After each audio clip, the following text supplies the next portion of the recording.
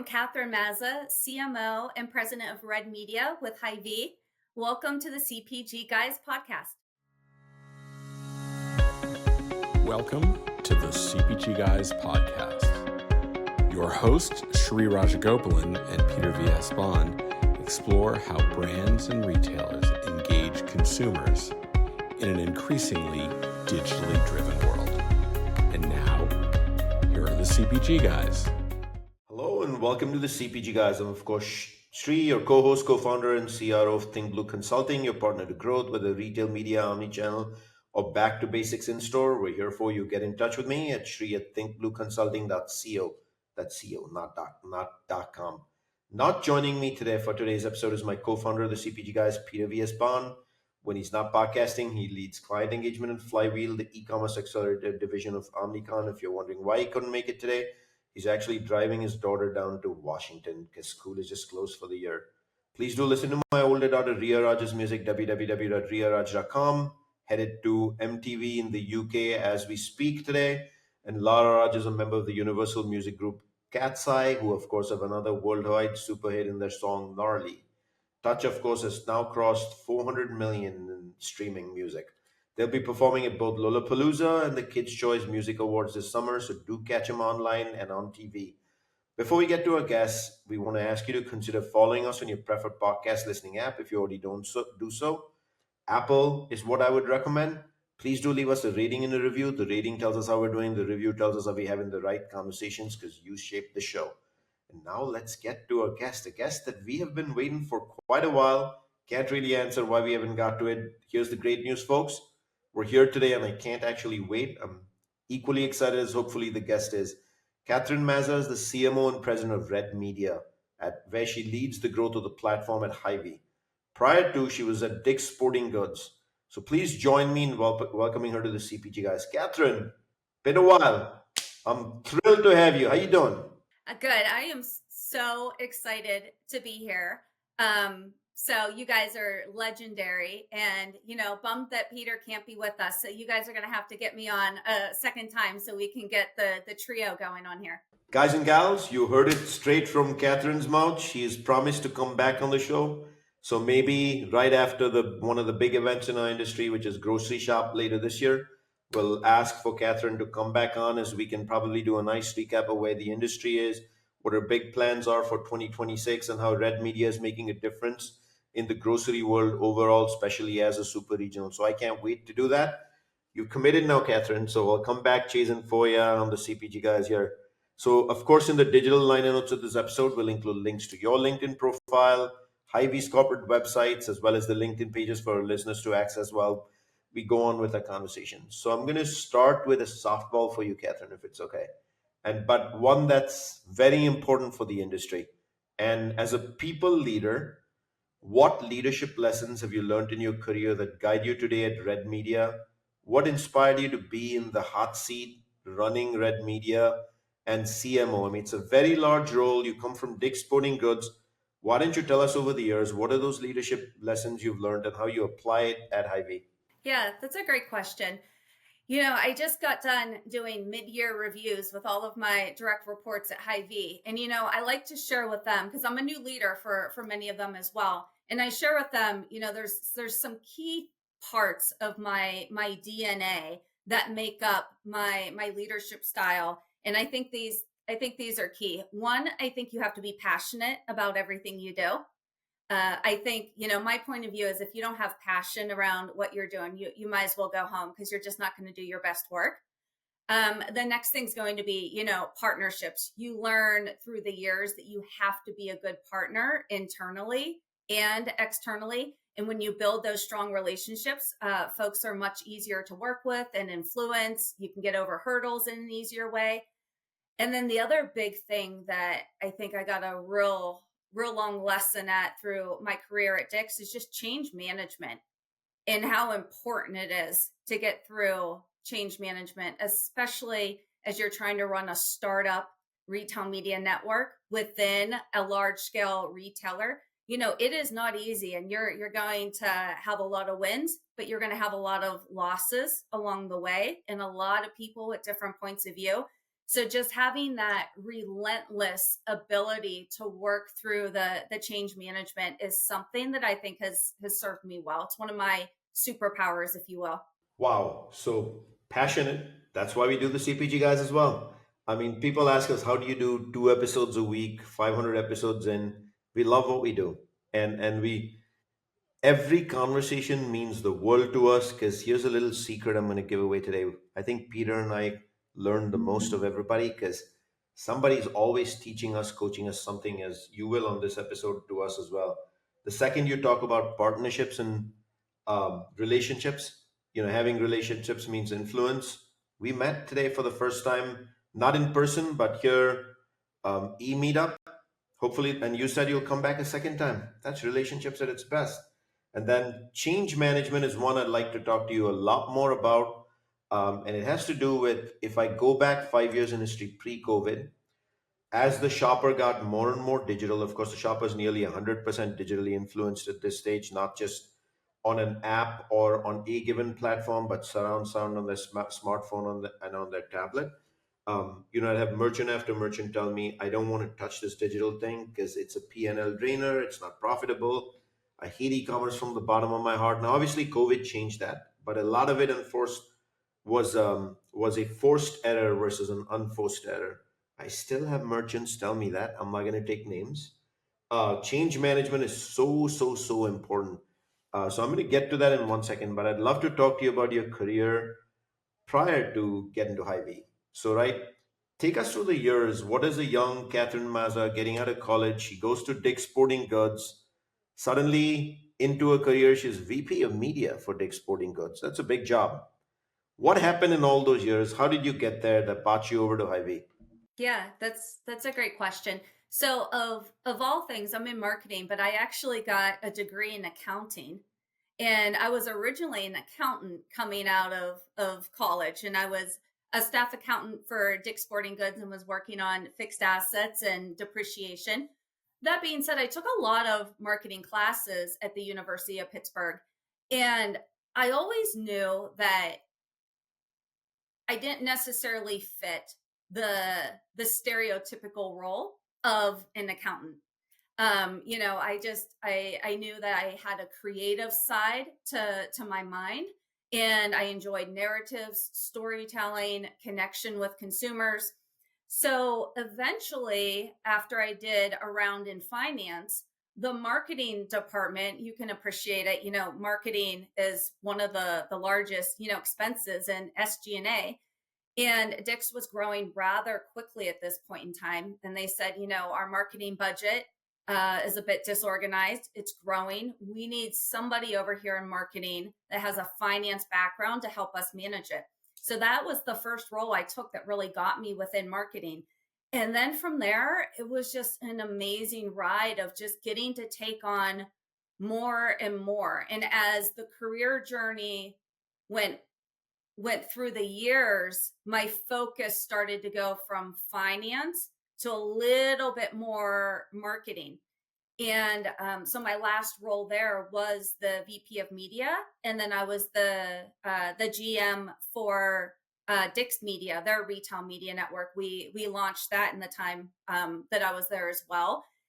And that's where, my finance background really served me well, because when you're running a network, you're operating as a media agency within a retailer, and you have a standalone P&L and revenue goals, margin goals, all of your expenses. So, my accounting background has always served me well through all of my roles, including where I'm at today. In my wildest dreams, coming from as hardcore brick and mortar as Earth probably exists in my background, running a route for Frito-Lay in the Northeast, and then later in Texas. I could have never imagined retailers will have media agencies, leave alone a media opportunity. But here we are. That's change management at its best, right? Now, over those years, Kathryn, as your career grew at Dick's and now at Hy-Vee, did you have mentorship? Do you believe in mentorship?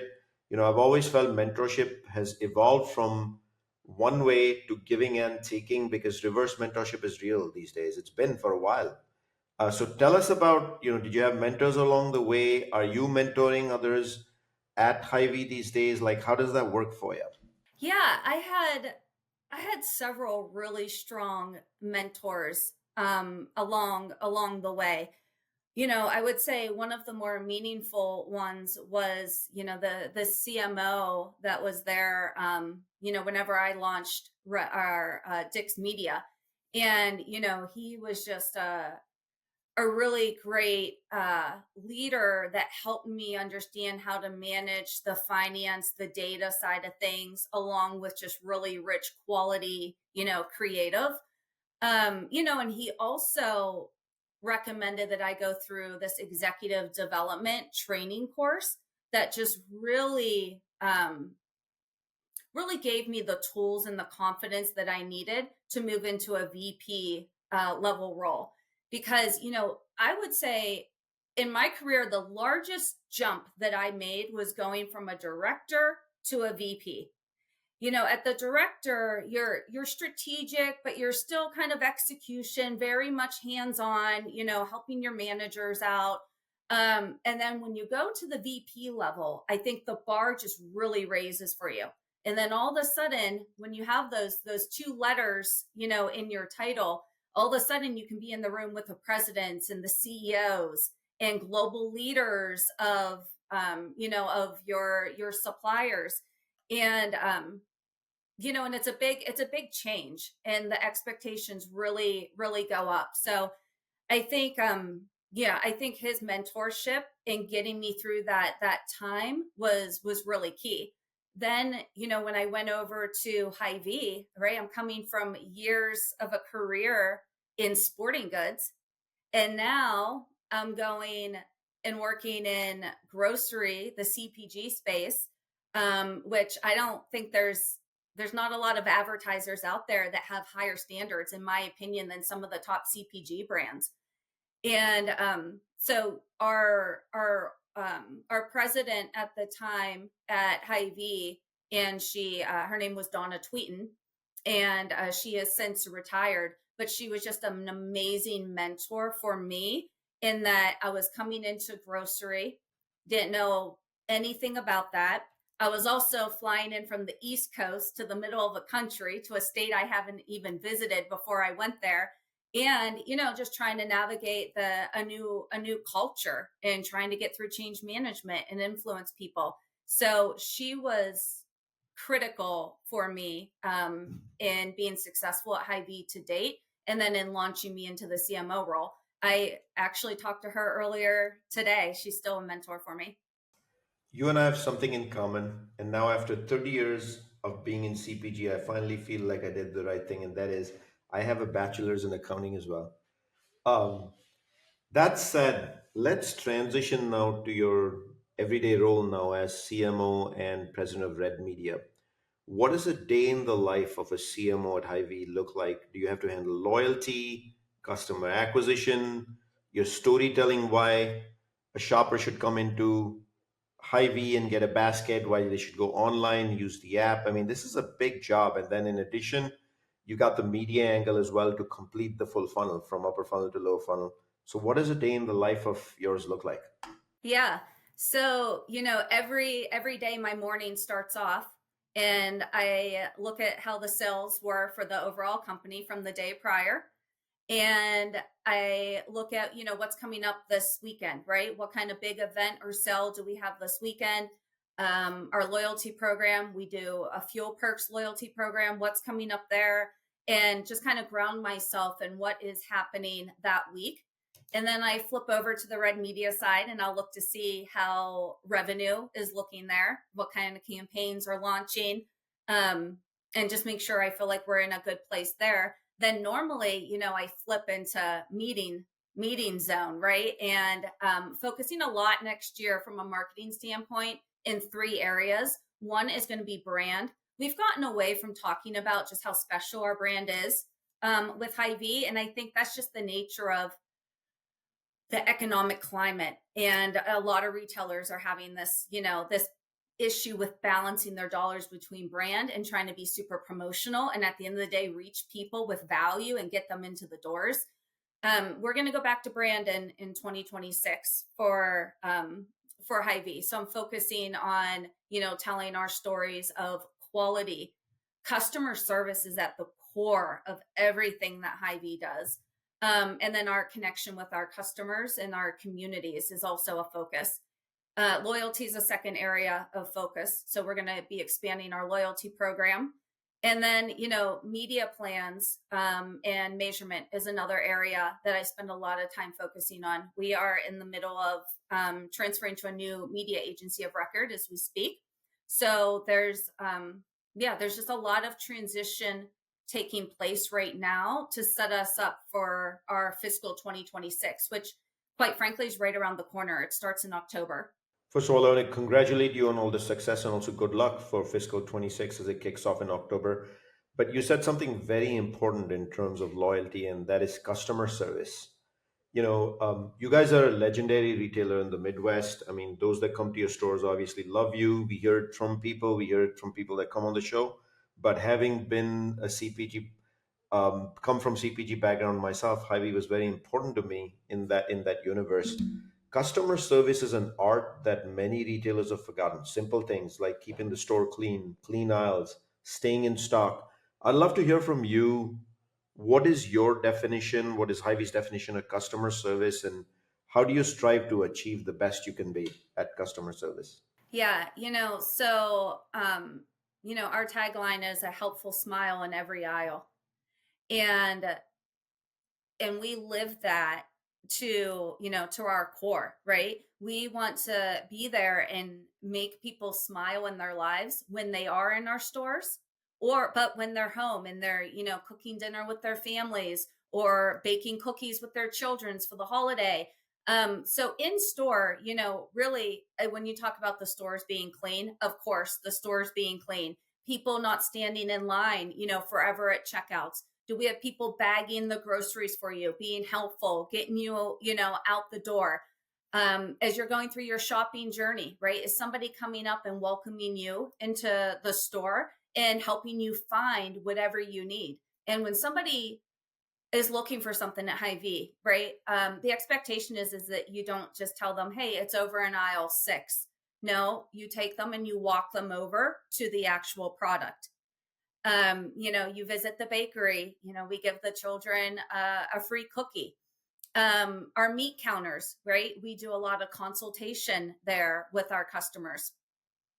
So, and I think one of the most important things, right, when you think about customer service is every single customer needs to be thanked on their way out the door in a very authentic way.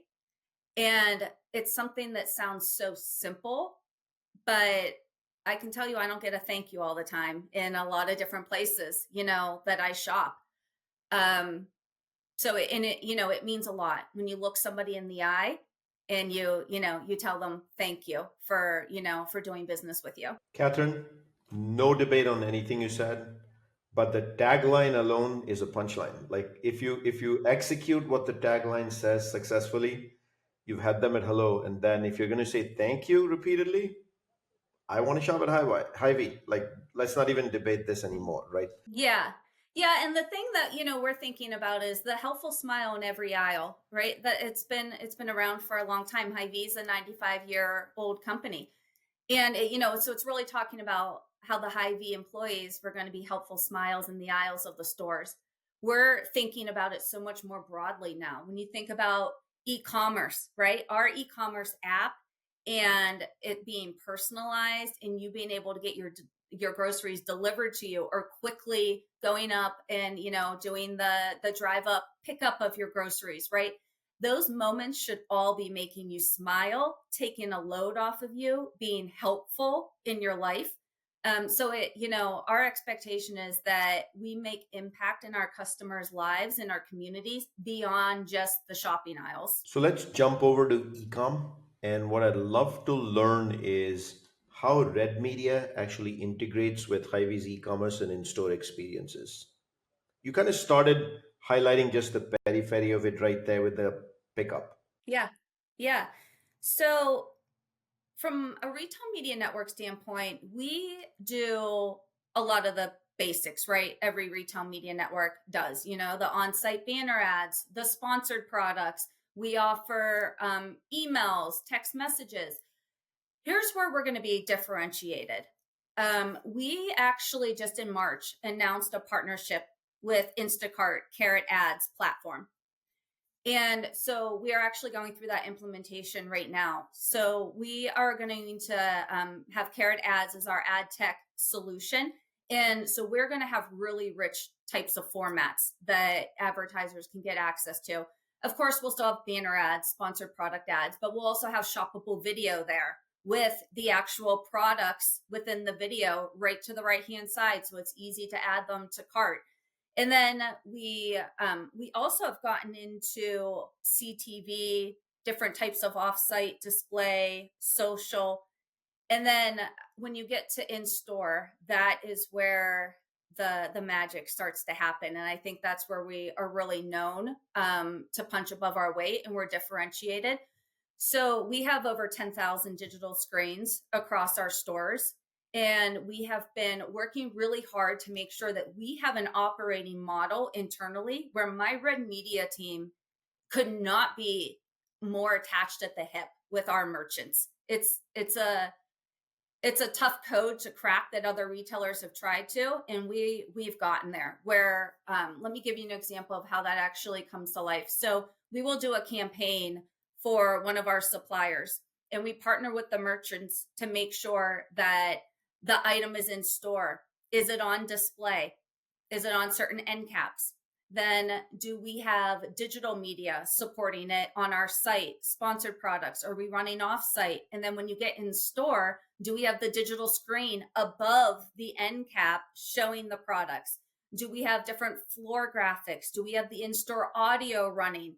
So we make sure that we're not off in Red Media just selling individual digital tactics for brands. I don't think that's where you're seeing that true lift and that true ROI. But when a supplier has a new product or innovation, and all of a sudden it's on the homepage of your site, we sent you an email about it. When you go in store, it's on display. It's all over the screens, and we're talking about it in store. All of a sudden, you're starting to sell some pallets there. No doubt about it. That's what full funnel marketing looks like. And I'm glad to hear you talk of, the great news is as CMO and Red Media owner, you can truly focus on full funnel, put the shopper at the center, and go all the way from browsing, learning, discovery, all the way down the channel into consideration, and then actually getting the product which drives pallets, like you said, not just for you, but also for your vendors at the end of the day. So I have to ask, as you look across the industry, while you guys may be giants of the Midwest, but as you look across the industry, what challenges do you think retail media faces today? Because one of the things we hear from CCOs and CMOs of brands is, I'm tired. There's too many networks. They're asking me for 30% more, whatever it is, 5% more, 30% more. Those are all academic numbers at the end of the day. Too much proliferation and absence of measurement framework. So those are some of the common ones we hear. What do you hear?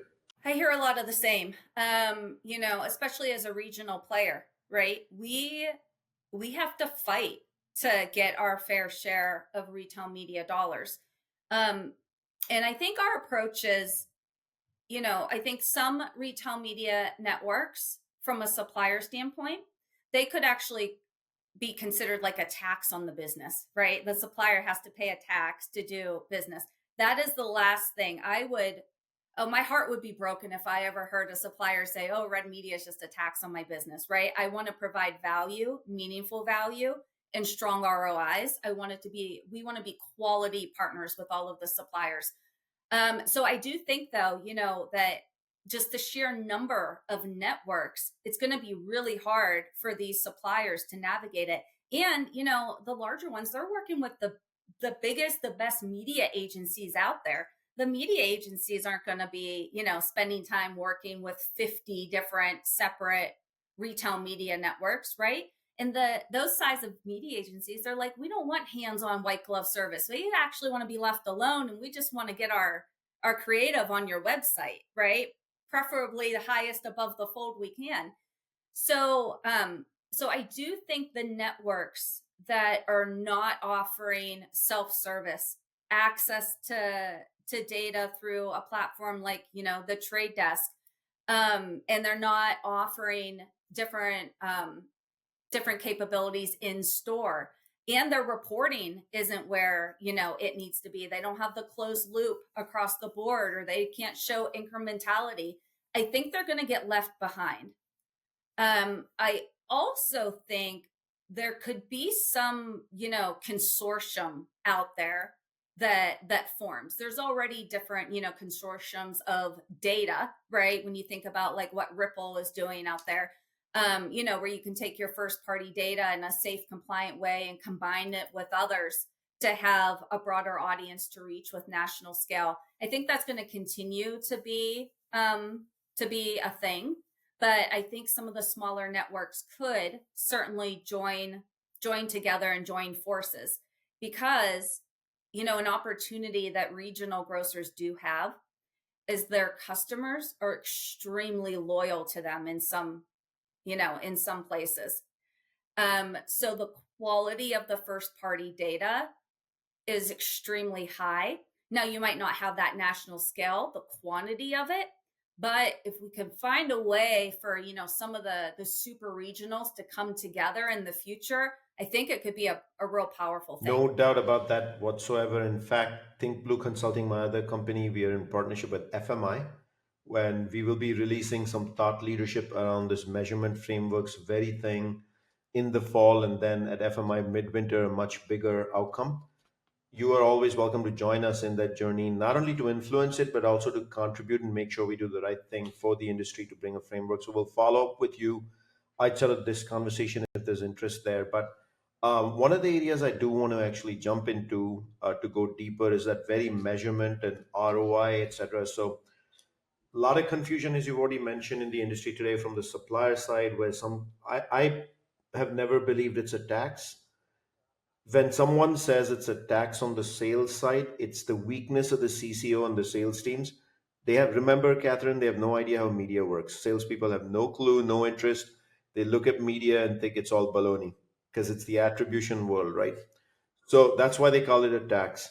So it's actually a weakness in learning of sales teams. Now let's put that to the side for one quick second, right? I'd love to now have you wear the retail lens and tell our audience about ROI metrics. So how do you guys at Red Media help CPG brands maximize their marketing ROI and metrics that you share? Because you get the same math that the industry does. I want to maximize my ROAS. I want to lower my CAC. And these are all common stuff. The new modern hot buzzwords are tell me about new to brand and incrementality, IROAS. So I'd love to learn. You address all of the above. Do some of them bring a giggle to your face? How does it work? Yeah. So the first thing that we make sure that we do is we very clearly need to meet with the suppliers to understand what are their goals for any specific campaign. Because if it is a new innovation product, there is some type of heavy lifting you got to do out there to generate the awareness and generate the demand. So, we're very open and honest with suppliers that, ROI, ROAS, incrementality. Yes, if you're trying to sell 6 packs of Pepsi for the 4th of July, yes, you're in conversion. You want to get them on sponsored products. You want to get it on display in store. But if it's something new, a new flavor of, Coke or whatever, then I think there's an awareness component of it.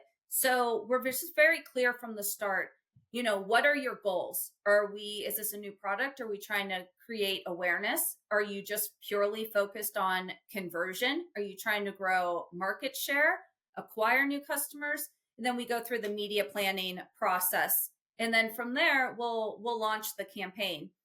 In the middle of a campaign, as long as the campaign is long enough, in the middle of the campaign, then we'll do, mid-campaign reporting and optimizations so we can get a look under the hood and understand how's off-site performing versus on-site versus in store. The email that we ran a week ago, how did that perform? Should we do that again? So then we'll do some type of mid-campaign optimization. And then at, the end of the campaign, a couple weeks later, then we'll do wrap reports. And really, the way we should think about it is every single campaign should actually run better than the last campaign because you should be doing continuously learning through it.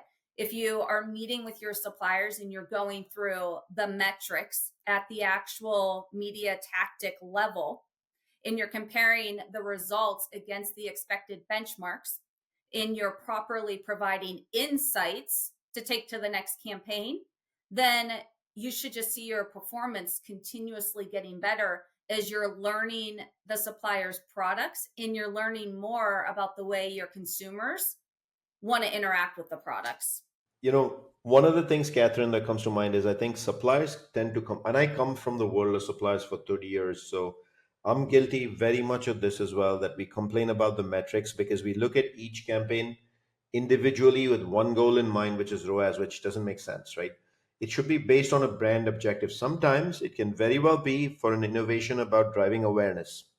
And that has not very little to do with ROAS, but yet we keep doing that. But one of the excellent things you said here, which I think we need to take to heart as an industry, is are we doing closed loop? Does one campaign inform the next and then the next, and then that becomes a flywheel which kind of drives the media universe in general?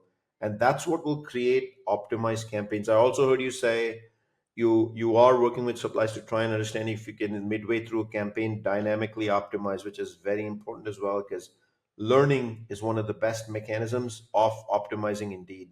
So I want to jump into first party data in the spirit of optimizing. You mentioned it briefly earlier. So how do you take advantage or leverage Hy-Vee's first party data within Red Media to enhance brand advertising, or brand outreach is the better word? And then I have to use one of the industry's buzzwords. Please forgive me. Personalization. How does that come into play? Oh, yeah. Okay. Okay. So yeah, first party data, it's the backbone of really every retail media network out there. We have we have a different ID solution than I think many have out there in the industry, and it's called Hy-Vee ID. And what we do is we take our first party data and we work with Mercury as our identity spine, and so we load our first party data into Mercury, and then that grows and finds our lookalikes. What Mercury also can do is identify people that come and shop on our site, but they're not part of our loyalty program. And how do we identify those people? So then all of a sudden you have a really meaningful audience size that's built off of your first party data.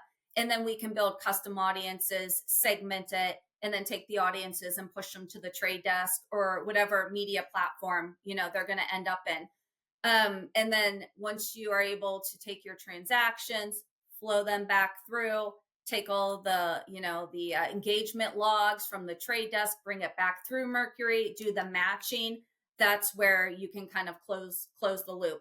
So we use our first party data for offsite as part of Carrot Ads.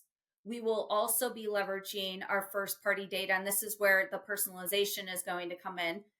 We'll be using the first party data to drive the actual content that you're seeing, right? So that it'll be very dynamic on site as far as the ads that the suppliers are purchasing.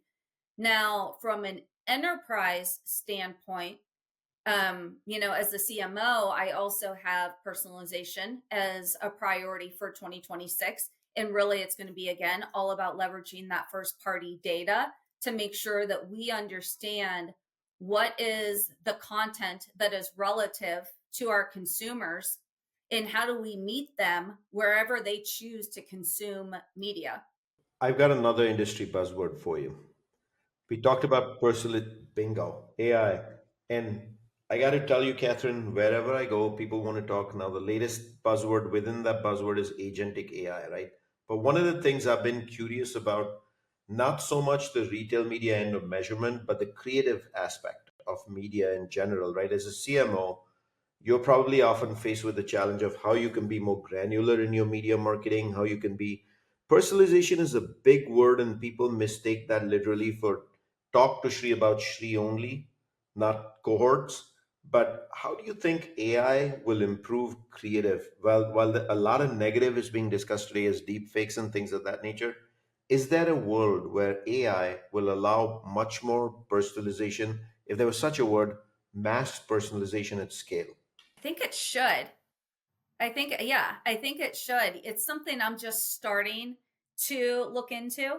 But, as you think about wanting to grow personalization, especially with some of these, platforms out there like a Meta, right? A Meta would recommend that you upload many different versions of the same product, but just slightly different creatives and let them do the work, to optimize.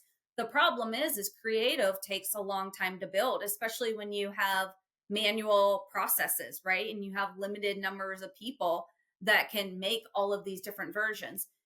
So I think AI should be able to do that. I've seen a couple case studies where it's getting pretty darn good too. When you look at what is coming out of these AI platforms, and even the copywriting that's done with, call it a meta ad, right? What the creative that comes out with the copywriting, it's pretty dead on. So I don't think we should be afraid of it. I think we have to figure out how we embrace it. How does it work for us? Do we need certain checks and balances? But, in today's economic climate, and knowing we do need to be more personalized, knowing that we're not going to add hundreds of people to your marketing department, right? You have to find a way to work smarter. And I think if you don't embrace AI and different technologies, I think you're going to get left behind. So the other word that goes hand in hand with AI is machine learning and natural language processors. Within the red media ecosystem, are you guys starting to look at both of them and starting to use it, especially on the metric side? Yeah, yep. We're just starting to use that. I think there's two different use cases. On the media planning side, I think we can use it, but then also on the reporting side, right? The data's getting pulled from the same places over and over again, compared with transactions coming in from the same places, putting together the metrics. Even there's, machine learning that can help even build the insights, right? Around the campaign. So yeah, I think that's an area we're not fully using it yet, but we're looking into it, and we're definitely going to be moving in that direction because it makes sense, especially as you grow your business. You don't have people that can, sit and do 75 rap reports in one day. So I'd love for you to talk to brands at this point and agencies as well. In your mind, what is a best in class partnership with Hy-Vee Red Media, but also since you are a marketer at heart and a CMO by role, what is a best in class partnership also look with Hy-Vee in general? And then how are you partnering with your peer, the chief merchant, on those best in class partnerships? Yeah. So let's start with the enterprise side as the CMO. When I work with agencies, I want to feel like I can't really tell a difference on whether they work for the same company I do or not, right? Especially when you're using agencies to like augment your staff. I think you want to feel like they're part of your company. They have skin in the game. They're holding themselves accountable, and that they're, just as passionate about your business as you are. And and that can be tough to accomplish, because at the end of the day, the agencies don't work for your business. But there's been a couple partnerships I've had where we've had agencies that have truly held themselves accountable and truly always had the best interest of our retailer in mind. From a red media supplier standpoint, best in class is we have an assigned salesperson, an assigned account manager. The supplier has shopper marketing people or e-com people on their side, and our teams are having weekly touch bases to understand what is the roadmap for that supplier for the year. what are all of their big pillar moments, what are their must wins as always on through the year. And they're just meeting at the beginning of the year, putting together a plan, having weekly touch bases, being very agile, changing the plan through the year, having honest conversations about performance, optimizing dollars, coming in, meeting face to face too, whether my team goes out to see them or they come to see, you should be having quarterly QBRs to be, strategic and review the business. Those are the best partnerships. And again, the merchants have to be a part of that though. You're just not going to get the same return and buy-in if you don't have the merchants there as well to make sure that we're getting the product in store. It's getting into the planogram. It's going to be visible and and hopefully on promotion at some point. Awesome. I'm going to wrap it up with a question you can arguably predict that I would wrap it up with, which is here on the CPG guys, we like to fast forward and ask what's next. So that question is, what is your vision for the future of the consumer visiting Hy-Vee, whether online, offline, in store, seeing Hy-Vee somewhere else through a billboard, perhaps, because even those mechanisms will never go away. I should never say never, but probably in a distant future. What is your vision for the future of red media over the next few years for in your current role as CMO? So we have a couple things. A couple of the items that I think are going to be big bets. I'm not going to talk about them openly. Maybe when you have me back on in October, I'll be ready to talk about a couple of the things we want to do. But, the area I'm really interested in is experiential when I think about retail media. We got the digital part, we have the in-store. An area that we're spending a lot of time with is demos in store, sampling through e-commerce, sampling, surprise and delight, getting the product, in front of the customer. Different types of events that we're doing with some of the suppliers, getting out into the communities. So I think we're going to see the evolution of digital. The in-store, we have a broad offering there. In-store, it's a slow burn, right? In-store retail media. It's, projected to be $1 billion here, in the next few years. As a percent of overall retail media spend, it's going to be small. But I think we're going to get there, especially in the grocery space where the lion's share of purchasing happens in store. And I think it will for a while. And then I think experiential, because what we want to make sure is that our customers, when they do come in store, they have the most amazing experience ever. It is not about grocery shopping. It is about where they choose to spend time on their weekends and how do they have an enjoyable experience.